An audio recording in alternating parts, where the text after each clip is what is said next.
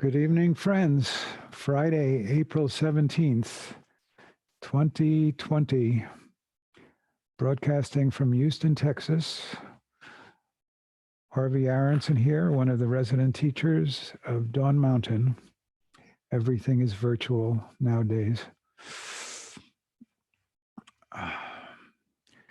So we will start with very short aspiration and sort of verbal commitment to compassion that is part of our procedure when we teach 4 aspirations of boundless thoughts and a verse from Shantideva. May all beings always have happiness and its causes. May all beings always be free of pain and its causes. May all beings always be pain-free and live happily. May no beings ever cling to those near nor spurn those far.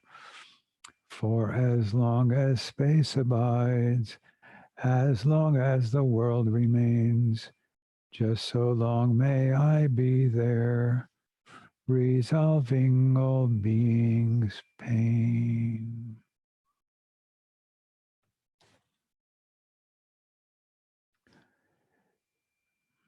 At the beginning part of the evening, what I like to do is a kind of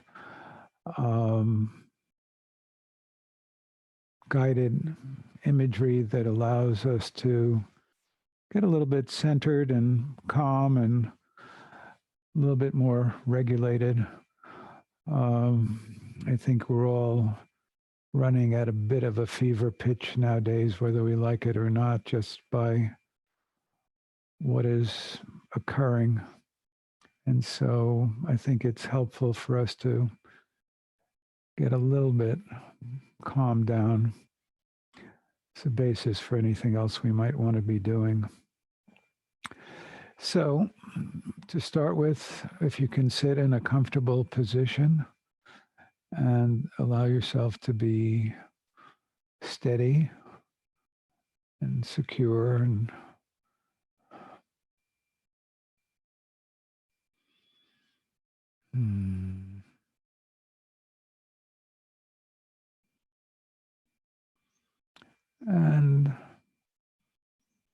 start by sensing the contact you have with what is supporting you. Whatever area that you're sitting on, sense it carefully. We are here. We'll spend about an hour together. And maybe we can let go of all the other concerns for our hour together, the past and the future.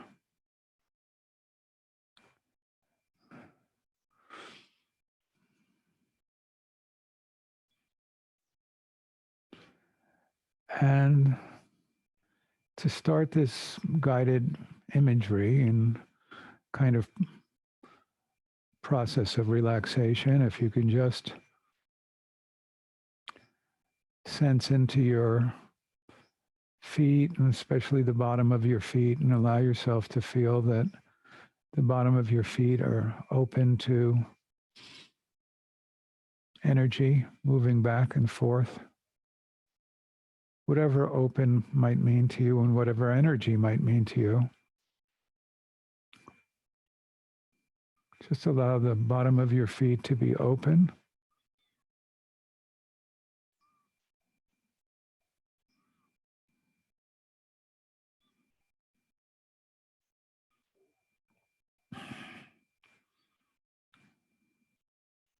And allow that sense of openness to start moving up into your ankles and your calves and shins, and your knees and your upper legs, and then into your buttocks and your pelvic area.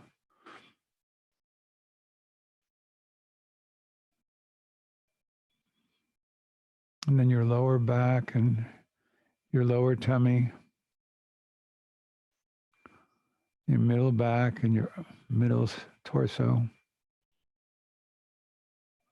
and upper back, upper chest are all open to a flow of energy. Your hands and your wrists and your forearms and your arms are all open to a flow of energy.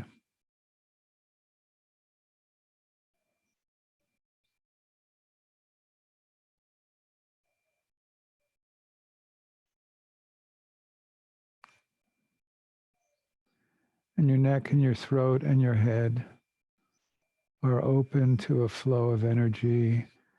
And we land at our scalp, which is also open to a flow of energy, energy either flowing out or energy flowing in.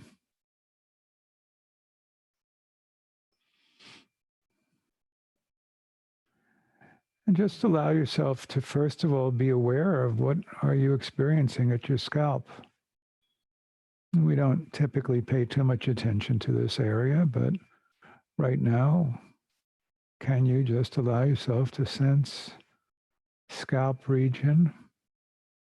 Might be down into your forehead, sides of your head, and the back of your head. Whatever it is there, can you allow it to be there? If it's loose or contracted or warm or cool.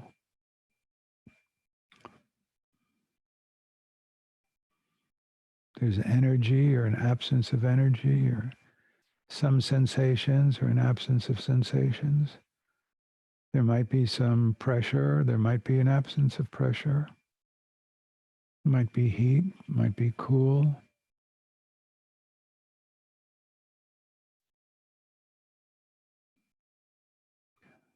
You just let yourself sense what is going on in your scalp. And then very, very gently allow yourself to make the aspiration, may my scalp be loose and relaxed.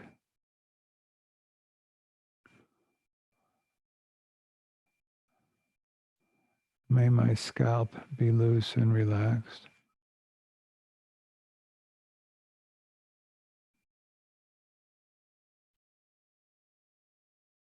And allow that sense of relaxation to proceed down your forehead to your eyebrows, around the sides of your head, the back of your head.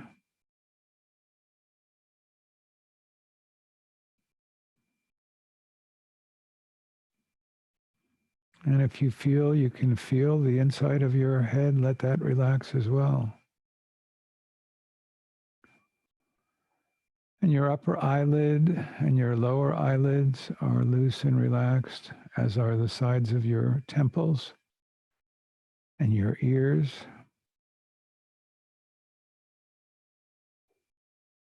And the back of your head, around what's called the occiput. It's relaxed. Your cheeks are relaxed. Your upper jaw and lower jaw. Your tongue.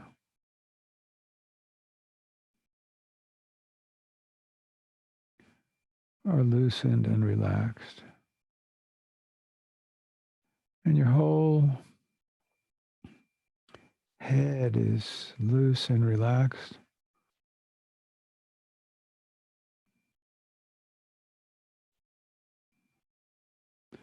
And it can also be spacious. And as it is spacious, you may be noticing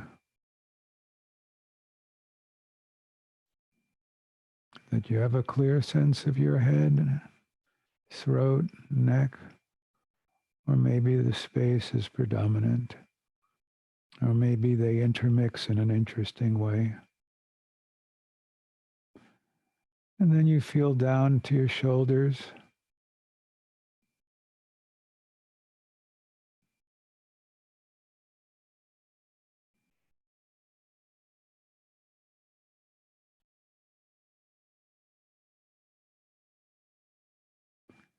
Your arms, your upper arms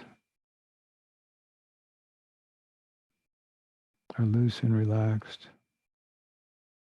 And your elbows are loose and relaxed, as are your forearms and your wrists and your hands. And it can be relaxing to imagine our hands are in warm water or warm sand.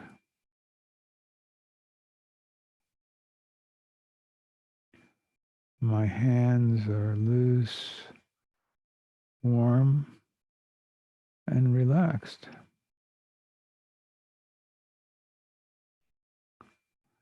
And again, we can imagine our upper arms and our elbows and our forearms and our hands spacious.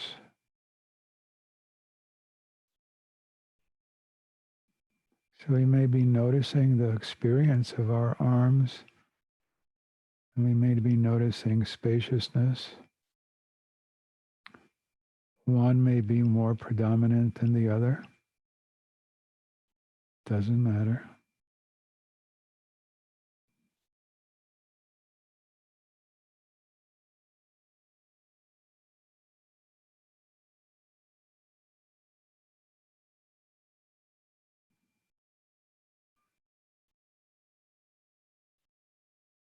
And our upper back is loose and relaxed.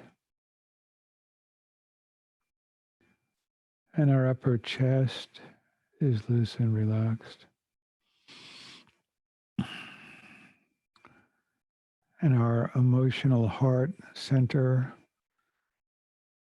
of our chest is loose and relaxed.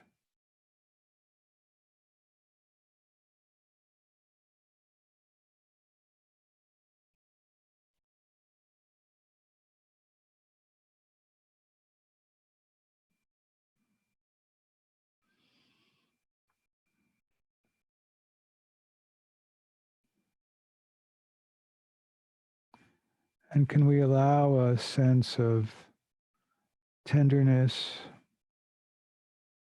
to be present for ourselves in a large sense of spaciousness? Tenderness within spaciousness.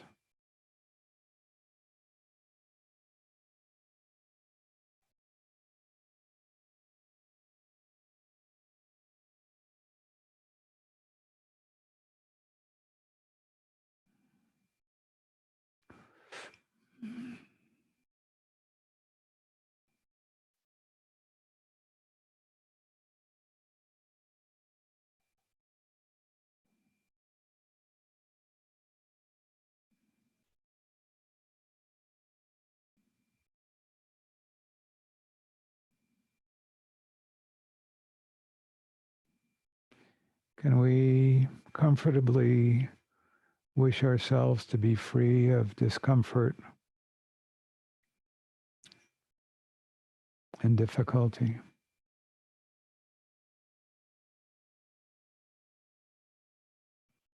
With an attitude of kindness towards ourselves.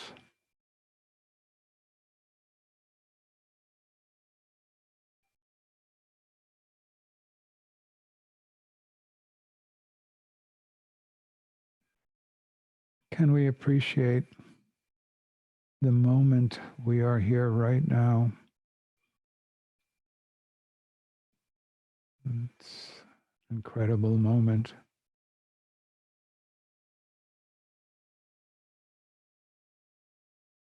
Just to be here right now.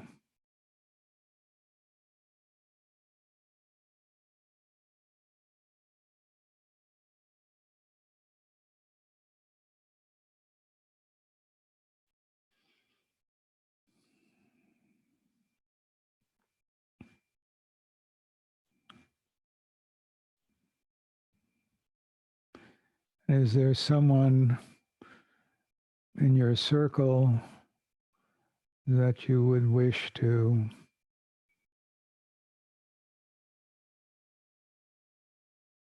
wish for healing and health, freedom from difficulty,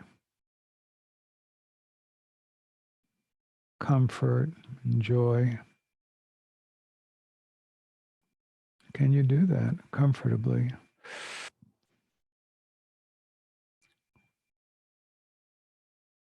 Wishing for someone you know to be well.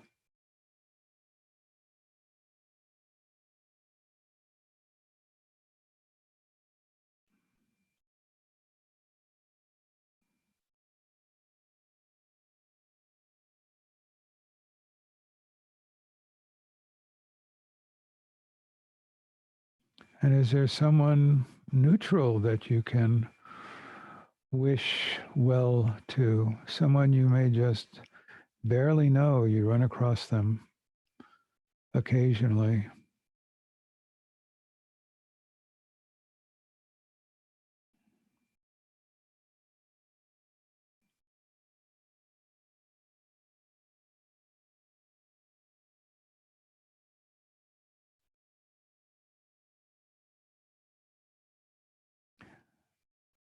And is it possible to extend that to someone who may even be a bit hard for you to wish well towards? Can you try and be aware of how it is for you?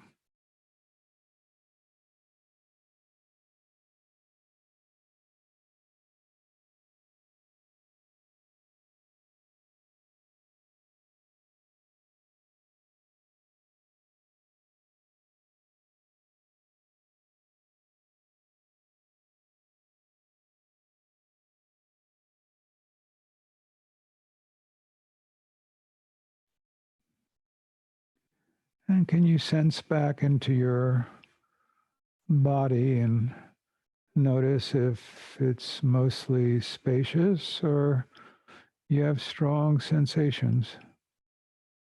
How is your head and your neck and throat and your shoulders and your arms and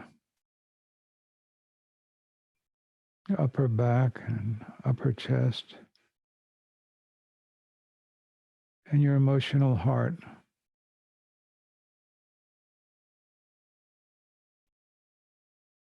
Can you still feel some tenderness?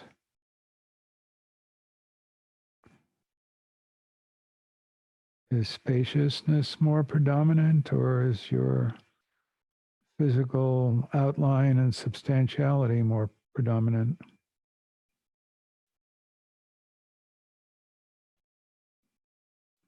Do you have a preference?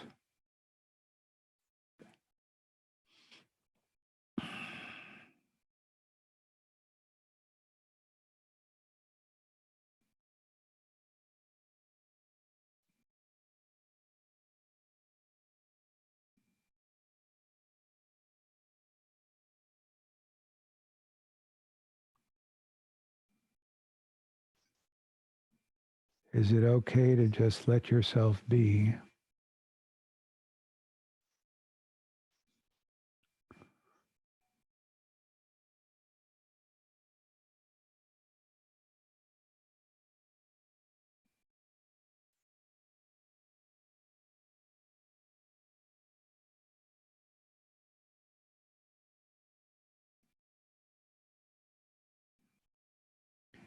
Is it possible to have the wish May all beings be happy.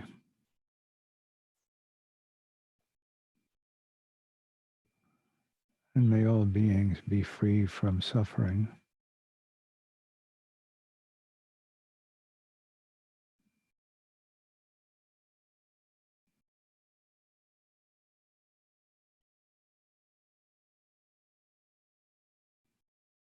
And include yourself in that.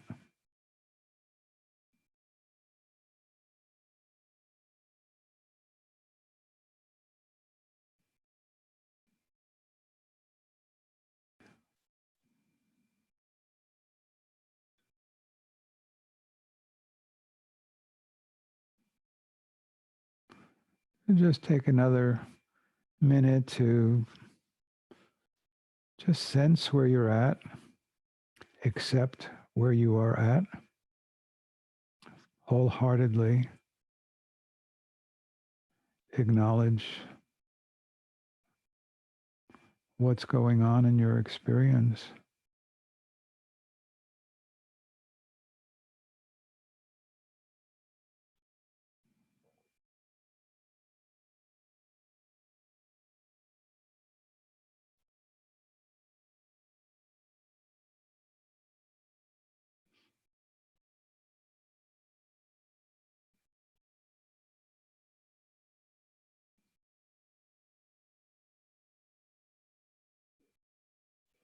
And then we'll slowly be coming back to this room, this space together.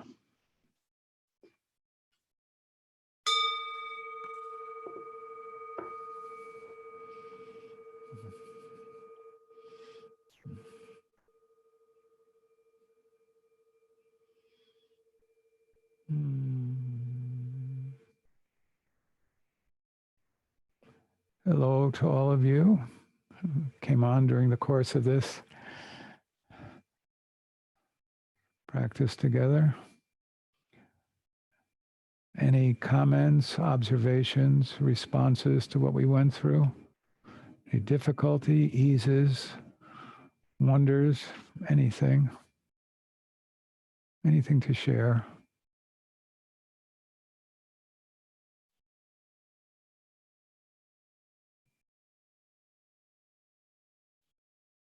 Charlie?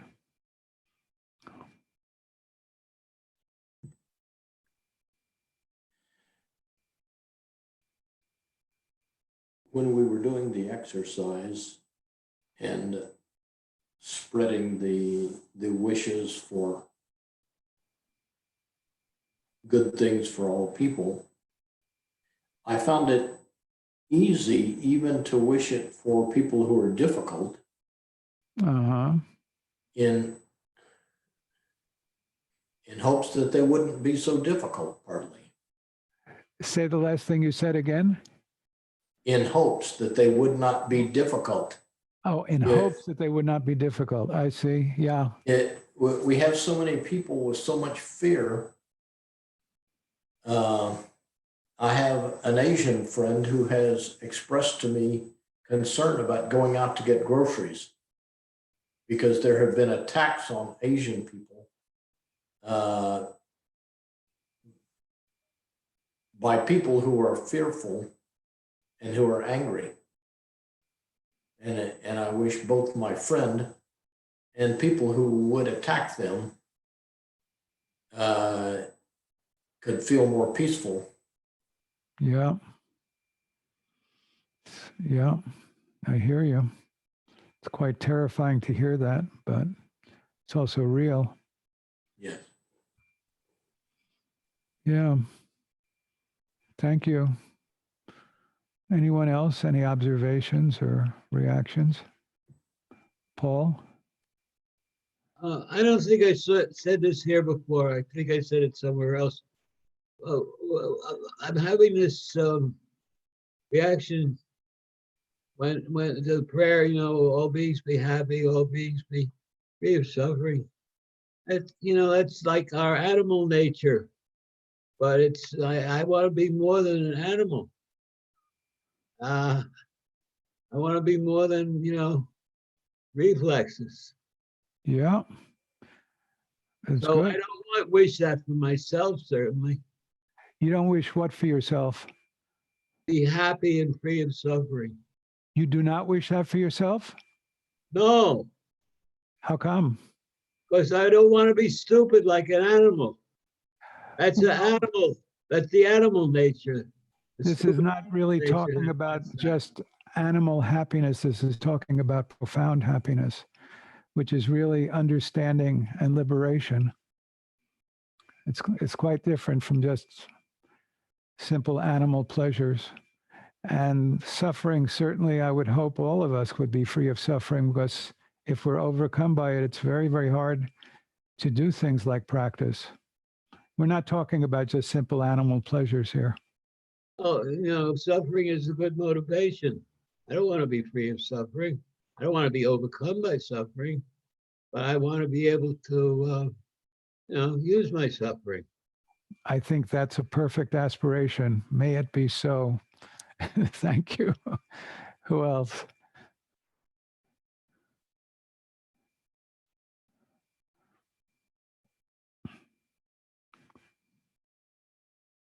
Anyone?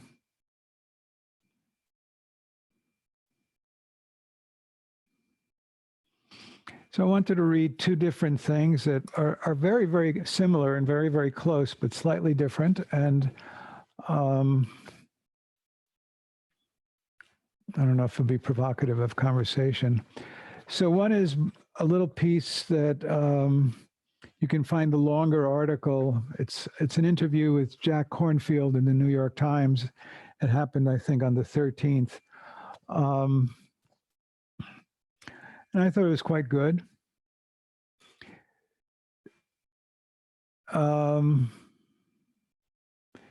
So the interviewer says people reading this might be scared of contracting COVID-19 themselves, or fear that someone they love might contract it. Is there something even small that you can share that can help us all feel a little steadier? So this is Cornfield's response. What's needed in a time like this, David, are ways to steady the heart, which is the essence of your question. The first step is acknowledgement and the willingness to be present. You could almost whisper to yourself sadness, fear, anxiety, grief, longing, as if to bow to that feeling and to hold it with respect. That allows the feeling to open, maybe even intensify for a bit, but eventually to soften. The next step is to bring in a sense of compassion for all the fears and confusion and helplessness. These feelings are all a part of the fight, flight, or freeze instinct in the body and the mind. If I make space for the feelings and they have time to be felt, it's as if my awareness gets bigger and I can hold all of this with greater ease and compassion and presence and steadiness. So that's one way of being with some of the ordinary discomforts that all of us are facing nowadays, is to be able to begin with, acknowledge what's present. And I'm wondering where that sits with people. If you hear that, does that make sense? Is that what you more or less do? Or do you do something quite different? Do you try to distract yourself?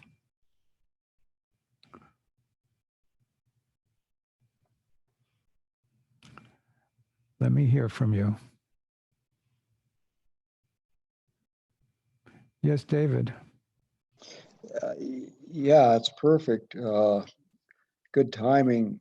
My son is going into what I consider to be kind of a dangerous situation in relation to the COVID virus, and I kind of had to deal with that today. His leaving, and I was able to do pretty much just what you said. I was fighting it for a while, and like, what am I going to do? This is not good. I'm not feeling good about this. And then I just said, go sit on the cushion and just acknowledge your feelings, and just sit with it for a while. And it is what it is. And you don't have to resolve it right then and there, and it'll be helpful. And so I think I hear you, man. Yeah, and it's not necessarily easy, when it's a very, very close relation and some very, very real possibilities of danger. I mean, brings up a lot.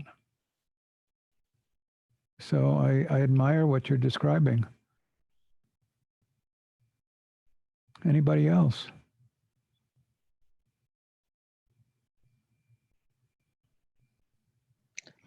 Harvey, can I just Yeah. add one more thing? Yeah. In relation to the meditation, of course, I guess kind of naturally, when you asked us to bring someone to mind, my son was the first person I brought to mind, but I thought it was very interesting that I couldn't hold it on him. It just expanded immediately. It was like, well, then what about Katie and Eddie? And it was like, then what about the whole world? And I was really, I'm not a real emotional guy, but I got kind of emotional about that.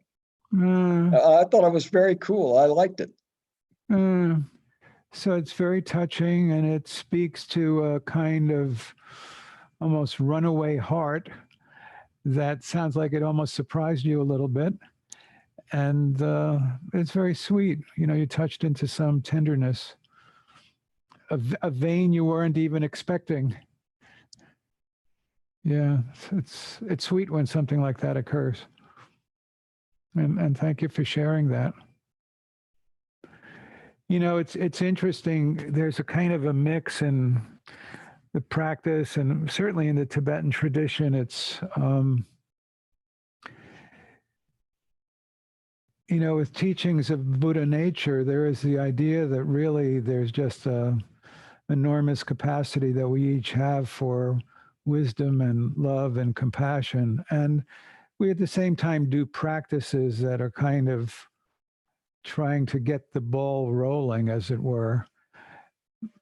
Every now and then with our practice, we tap into a kind of spontaneous, could be wisdom, it could be clarity, it could be love or compassion. And we touch something maybe larger than we even weren't expecting in ourselves. And I think it speaks to the deeper recesses of what's possible in our development. And, it's very, very inspiring when that occurs. Very inspiring. So I appreciate you sharing that.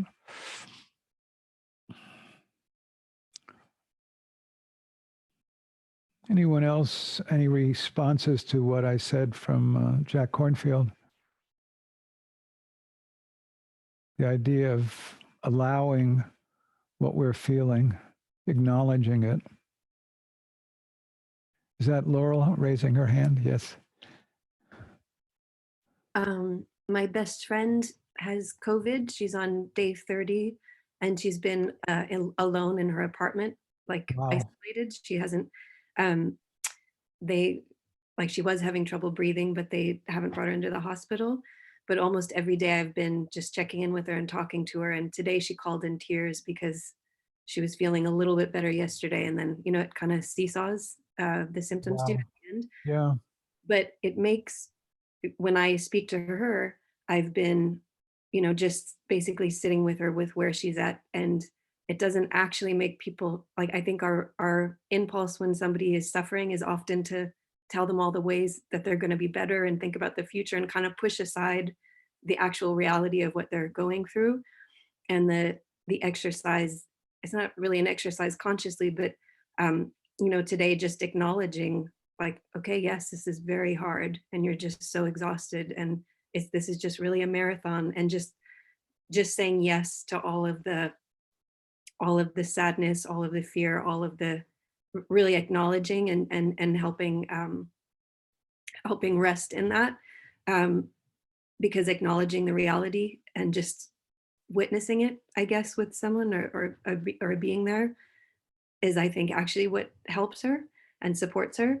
but I realize in that, as you were talking and bringing this up, and David, about what you were saying, that I haven't actually been sitting with my own feelings vis-a-vis my best friend being so sick. And like I've been sitting with hers. And then when I actually allowed myself to take a moment and sit with my own feelings, I was quite overwhelmed actually, and realized that I had been shielding myself from that, like walking her through her her thing, but actually being, often afraid to acknowledge how scary it is to think about losing her, and how disempowered I feel to not be able to help her more, and just that. Well, it's incredibly rich and real, and it's very, very profound, and it's even it's kind of, there is an interesting cross-cultural issue here. I'm just reading this article in the New Yorker about hospice care in China, and sort of the origin of some hospice care. And turns out, at least historically, the Chinese are completely phobic about talking about death, and they just don't, and illness. And so many people, when they're even ill, they're not even given an actual diagnosis. Their relatives might hear it. And so you're touching into it's both a cultural and a personal issue.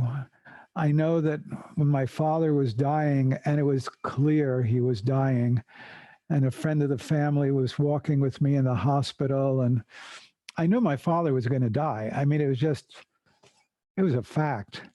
And he was saying, "Oh, things will get better. It'll be, much better." And it was like, I wanted to strangle the guy. It's like, it's completely unreal. But I think some people think that's what you need to do when somebody is facing pain. And maybe there are some people who want to hear tomorrow is going to be better. Don't worry about it. Maybe the Pollyanna channel works for some people. So, I think one of the difficulties is whatever we say about in general may not apply to a certain person. But I think that what you're describing, at least in our culture, many people just want to be heard. And, I hear this is really tough for you. And the other thing is how how hard it is for us to also attain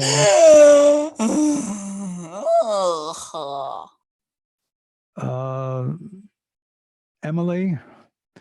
Yeah, I think we got bombed. She took care of it. Thank you so much. Interesting experience. We've been Zoom bombed. Yeah, thank you for doing that, Emily. So I guess it is a full-time job. Yeah, so, and paying attention to ourselves, and, just, I watch the news, or I watch a little video clip on my little phone, and I start crying, and it's just like, this stuff is very affecting. It's very, very affecting.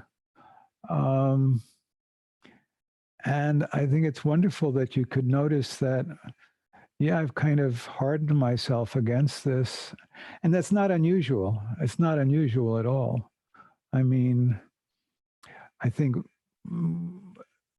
analgesia is one of the skill sets that most of us develop growing up in this culture. And, I think it's one of the things that I feel it's good to train against, as it were, because really, even in spirituality and also emotional development, I think it's important for us to be in touch with what's going on inside. So it's wonderful that you could see, just how natural it was for you to shut down, not really want to feel what it was doing to you. It's just the way things are. It's what we do. And it's important to have compassion for ourselves. Yeah, thank you, Laurel. Rose. Hi, everyone. Yeah. you know, as soon as you started speaking about fight, flight, or freeze, I think in the last hour I experienced all of those because I think thankfully I'm still working and it's keeping me very busy. So that to me kind of feels like, in a way, like a fight because it's very active phase. And then I've been really avoiding, so a little flight, I've been avoiding the news. And today I turned it on and I'm hearing all these reports about these people in the nursing homes dying and suffering and, you know, just devastating and separated from their families, and it just hit close to home because I care for my mom and she's older, and I think that I just had this moment where it felt like it was closing in on me, and I think that even I'm sorry I was late for the meditation tonight, but once I got in, as soon as you know you started talking about spaciousness, it really helped. It helps to keep that feeling from the walls closing in on you. It keeps, you know, I'm not great with sitting with stuff. So I've been trying to spend a little bit more time meditating and really taking those moments to just let it be. It's not something I'm good at. Yeah, so it's wonderful that you can acknowledge that that's not your long suit yet. And that's something we all train in, Yeah, and I appreciate that. What kind of work do you do, Rose? I'm a teacher, so I'm working from home, but you know we've been able to do a lot of good things for our families in a short amount of time, and that feels super productive and really, you know, challenging, but in a good way. And I feel like, you know, helpless in many ways because you can't help, you know, from sitting in your home in very many ways, but that feels useful. But it also is another way to avoid feeling anything, you know, just keep going and going and going. Well, that's an important observation, and one that over time we'll probably spend a fair bit of time talking about. That doing is certainly a way to anesthetize. It doesn't have to be, but it can be. I wanted to throw out a slightly different orientation. It's just slightly different, but in a way, Jack Kornfield is talking about a kind of healthy psychological way to deal with what affects us. And going back to Donglen and Pema Chodron's book, I'm now on page 13, and she's talking about the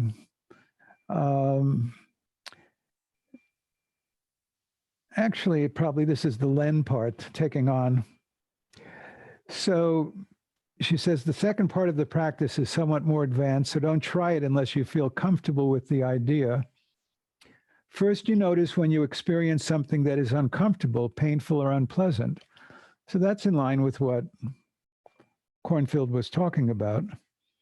Then you make the wish that other people could be completely free of it. Imagine sending them whatever you think would bring relief.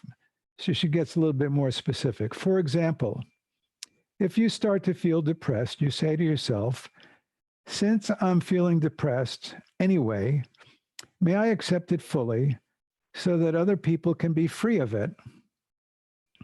Or since I have a toothache anyway, may I accept it completely so that other people may be free of it? Then send them a sense of relief. Just do it very simply without worrying too much about the logic.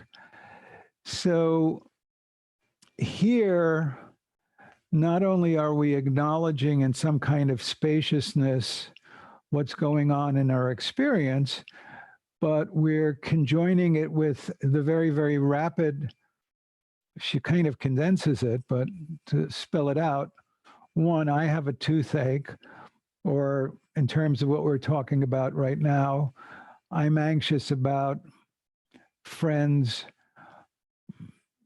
being sick or getting sick, or fearful about the condition of people whom I love. So I'm having some kind of fear and anxiety. And we notice this. And with noticing it, we acknowledge it. And that's similar to what Cornfield talked about. But the other step that she's adding, which is, unique to Tibetan Buddhist practice, is I'm aware that other people are also filled with anxiety and fear. May my experiencing anxiety and fear allow others to be completely free of anxiety and fear. May I accept mine fully so that other people can be free of it. So this is a very, very particular internal maneuver in terms of attitude. It's an acknowledgement and acceptance of experience and tying it into a universal understanding of the human condition and a very, very altruistic aspiration that with my experience of what I'm experiencing, may others be free of that ache and pain. And we're teaching boundless states nowadays, which include love and compassion. This is really a compassion practice. And then in our retreat that we'll be doing in May, Tonglen is actually a very important element of it. So I'm very, very happy to be sharing some pieces of it now.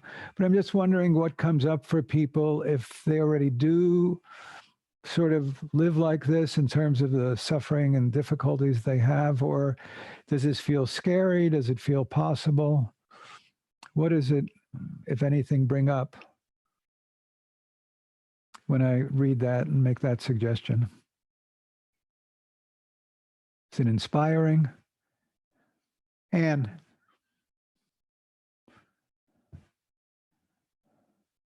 We can't hear you yet. We don't hear you, even though you're unmuted. you're unmuted, but we can't hear Hear you. you. Maybe you have to turn up the sound in your computer. No, I don't know how she does that. Well, just in the sound in the computer itself, if that's off. Not hearing Not you. hearing. Oh. Call us up. Oh, now we heard you. I think we heard you laugh. Yeah. Oh, okay, good, good. So Harvey, this is a very profound teaching for me, because you actually taught me this teaching when I went through a really awful breakup. It was, about 8 years ago. It was a relationship before, I met Janine. And it came, there was a run of really bad things that happened to me. My dad died, my visa went missing in the post. Like, I don't know if you can remember, it was a time when I was living in Mississippi, but I was coming back to Houston all the time. And I was just like devastated. I couldn't sleep. I lost like so much weight. I lost about 20 pounds. Like you don't have it to lose to begin with, unfortunately. I was like so tiny, and just, I couldn't swallow. I remember it was so hard for me to like eat or even drink. I was really, really distressed. And, I was doing a sit-in practice and I was doing inquiry. But somehow that one teaching that you taught me, and, not formally, I remember it was over, a lunch that you'd taken me out to that Vietnamese restaurant around the corner from the Old Door Mountain. Jenny's Kitchen it was Jenny's Kitchen. Yeah. But it just really landed in me. And it was just a way, it just had a really profound effect on me. And I always go back to it, when I'm kind of feeling some heartbreak. I find it really, it's just like carrying it for others. It just it's a real game changer. So it's just something really precious that, that I wanted to really, kind of tell you what an impact it had on me. I mean, even just thinking about it, I feel a little bit teary. It's just moving the separateness that's often involved in suffering, where you just feel so individual, so separate, so kind of adrift. I think it just like reconnects you with the field of experience. So it's a beautiful and profound teaching. I'm so grateful that you shared it with me. Well, it's really, really helpful to hear, and it's a very, very meaningful teaching for me, and I continue to approach it and reflect on it and think and feel about it. And I do think that it's very, very important in terms of tenderizing the heart and opening the heart to be able to actually acknowledge our pains and our downfalls. I mean, I think downfall is really an important word. Just, we fall down. Like literally, and being face down, that was a terrible time for me. Yeah. So thank you, really a lot of gratitude for that. Well, thank you for sharing your experience. It's really, really helpful. So we've been Zoom bombed twice tonight. Wow. We're making it. We've arrived in the Zoom world. Jeepers creepers. Yikes. We may have to lock I'm so sorry. We may have to lock future meetings. We'll discuss it later, but it may be from here on out. We need people here within the first 10 minutes or they're getting locked out. Wow. Yeah. So it's, we're trying to make things more and more available because of what's going on. And we're really trying to encourage new people to participate. And kind of a price that we pay is some weird people will get on. So bear with us.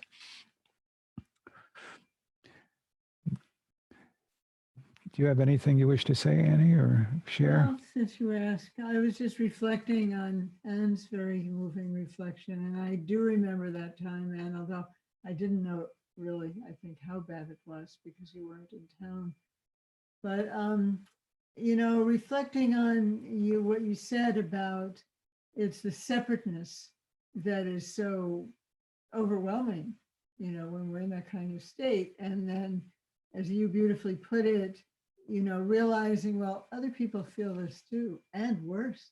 And then feeling like you're part of a field, kind of like the story of Kisagotami also, going to all the I mean, that's, I think, the part of the power of that story. And it just struck me, since we've also been thinking quite a bit about wisdom and the sense of separateness and dualism, which is intrinsic to wisdom, as we're going to hear a lot about in the retreat, that the wisdom that, along with the power of tenderizing the heart and all the things that Harvey said, your statement for me encapsulated also how wisdom is part of that very, very simple gesture of recognizing, oh, other people feel this too. And it's really a beautiful kind of gift of Shantideva, to have the wisdom folded into the compassion in that very natural way. So that's what your comment brought to mind, and Harvey's reading and the whole thing. Yeah. Yeah. Anybody else have something to say about what I read from Pema Chodron on Donglen, or any observations about Donglen practice in their own life or the way they use it? Stephanie, looks like she's gonna talk. Stephanie, you're talking to Jack or you're talking to us? You just looked like you were going to talk. No, you didn't raise your hand yet. You're though. popping. We can see you popping.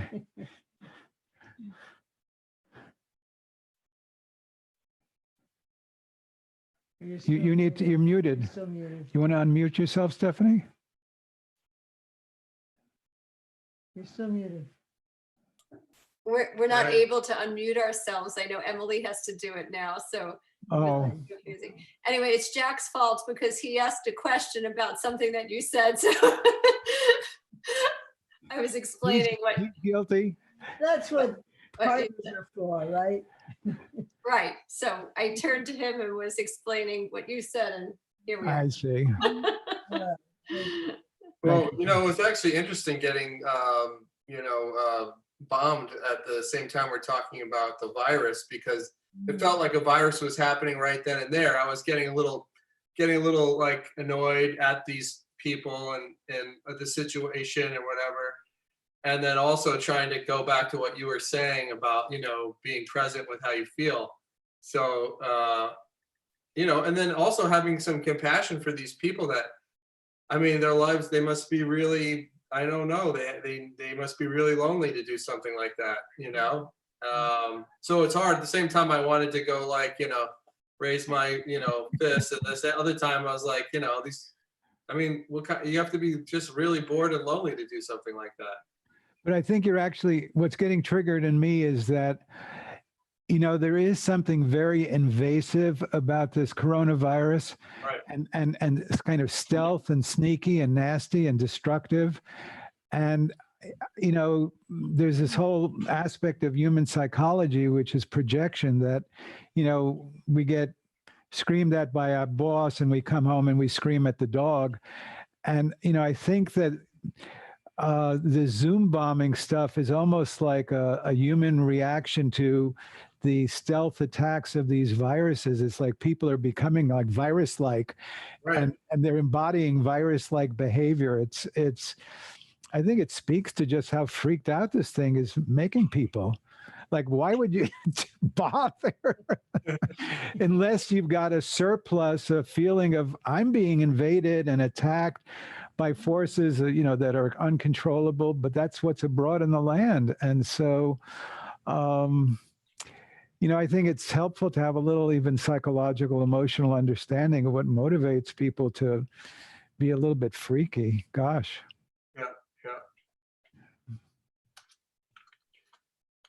Yeah, that's pretty much, the thing also is that about it is it's the kind of, the unknown, right? It's sneaky and unknown. Even, if they say, here in New York, we can go back to things as they were on, now it's the May 15th.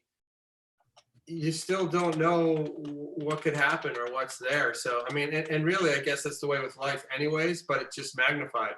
Right? Any day, anything could happen in any way, but it's just more magnified. It's like, swimming in the ocean with a shark. You know that the shark's in there. There's a different chance of something happening than whether there wasn't, Doesn't mean something else couldn't happen, but so it's elevated in that way. Yes. And I think that we're all aware of that, and we're all sensitive to that, and it's very powerful.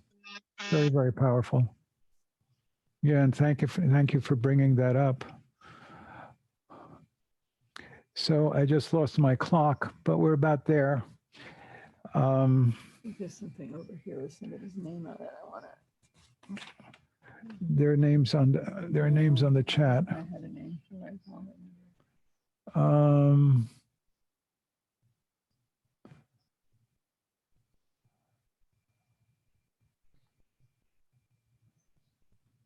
Let's see. Wait. Here's our chat. Can you read them, Annie? They're a little bit far from me. When we get there, can you reach the lamp? Yeah. Okay, so we're going to dedicate and do our blessing. So, by this good may I swiftly once become a great guru, lead all beings, everyone, to reach to that very ground. With all of you in mind, we light this lamp of clarity. May the glow Of wisdom shine within us, everyone, till we all rise forth born in one enlightened mandala. And along with all beings throughout space and whatever suffering they have. I need, you don't have a earpiece. I'm going to give you my earpiece. Put it on. Okay. Along with all beings throughout space and whatever difficulties they may be, we send our light to them, and also our lamas are, and all sanghas, our skylit home, all suffering children. Rolando, Sylvia, Nathaniel, Emma, Leah, Ed, Gary, Jerry, and family. COVID, Santam Kuriye Soha, all suffering and dying in nursing homes, Stephen Hunt, Rebecca Pine, Sandra and Arthur Pingray, Jacqueline Delano, Neil Cleary, Namvo, Mr. Woods, Maria Velasquez, Ray and Raymond Huston, Fanny, Pung Wen, Tai, Shu and Yuen and families, Tien and Lan, Anthony Larson, Nihi, Gloria, Kimmy, Mohammed, who has been a health worker in an ICU in Michigan and now is in ICU himself and has no relatives in this country. Is there more? I should lean back. Max and Michelle Panzer, Joanne Schneider. No, and who else? Okay, again, all living beings.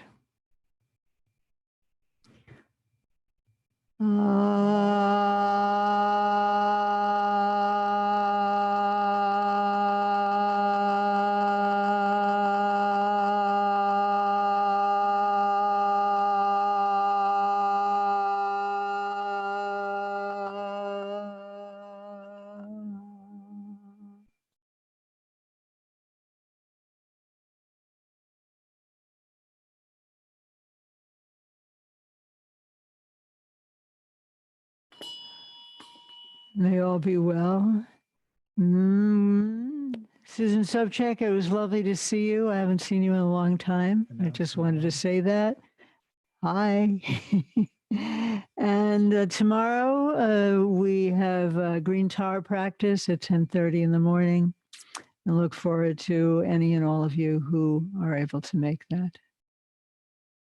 And we will be meeting. We have our first. Your piece, Harvey. Oops, here. Harvey, you take it. We're letting you share. We have third Tuesday teaching on next Tuesday, and Friday we'll have a meeting from 7 to 8, and again on the last Tuesday of the month we'll have a meeting from 7 to 8. We're wishing you all well. Stay healthy and safe. We so appreciate you all participating with us. It means a lot to every one of us, and continue to pray for all. Gary and Emily. And thank you, Gary and Emily, for making this possible. Ivan Newman, who I haven't met yet either. Good to see you all. Hi, everybody, invisible beings on YouTube.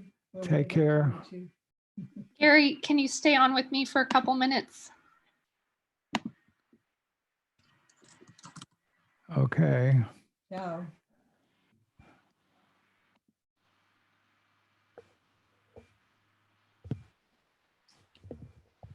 And Harvey, if you want to go ahead, go ahead. I understand there's also a waiting room function that